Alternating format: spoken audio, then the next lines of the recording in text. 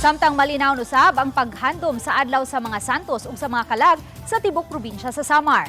Ang presensya sa kapulisan, BFP, BJMP ug personnel sa ubang ahensya sa gobyerno ang hinungdan sa hapsay ug malinaw nga kalihukan sa November 1 ug 2. Gawas sa law enforcement agencies katambayayong sa pagpatuman sa peace and order ang LGUs, force multipliers ug nagkadiyang volunteers. Matod sa kapulisan sa Samar, mukapin sa 700 ka mga pulis ang ilang gipakatap sa nagkadiyang samang sa probinsya.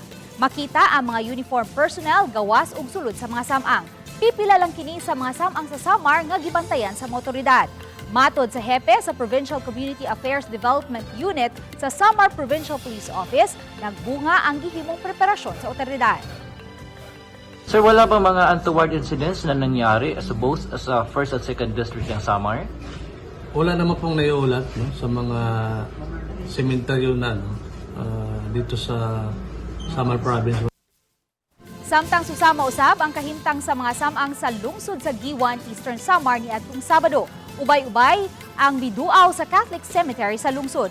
Kung ikumpara sa mga bisita niadtong Nobyembre 1, nabantayan nga dili na ingon niana kadaghan ang miadto sa mga samang niadtong Sabado, Nobyembre 2.